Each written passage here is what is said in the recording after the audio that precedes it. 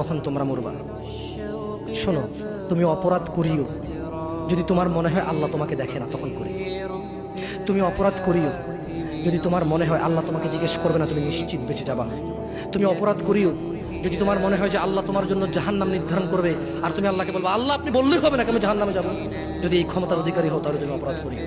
তোমাকে বলি, মহিলা, মা, বোন, চাচা, চাচি, নামাজ ছাড়া মানুষ মুসলমান থাকে না। ওয়াল্লাহি আমি বলছি না কোথায় বাঁধবেন, তর্ক পরে।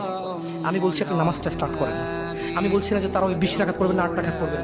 আমি বলছি যে আপনি পড়েন, 2 রাকাত হইলেও পড়েন। আমি বলছি যে আপনি ঈশার নামাজ 15 রাকাত দরকার নেই, আপনি শুধু 4 পড়েন। আমি কি বলছি সুন্নত বাদ দিতে?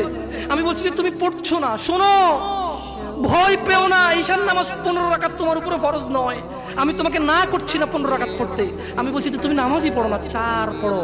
এই 4 রাকাত ঈশা না পড়লে তুমি মুসলিম নও, 3 রাকাত মাগরিব না পড়লে তুমি মুসলিম নও, 4 রাকাত আসর না পড়লে তুমি মুসলিম নও। দেখো আমাকে দোষ দিও না, বুখারী খোলো, সালাত অধ্যায়ে যাও, আযান অধ্যায়ে যাও।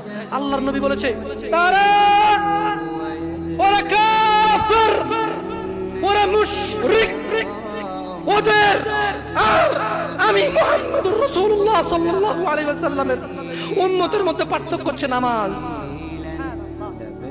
ও সাহাবা, ও উম্মাহ, তুমি চিনবা মুহাম্মদের উম্মত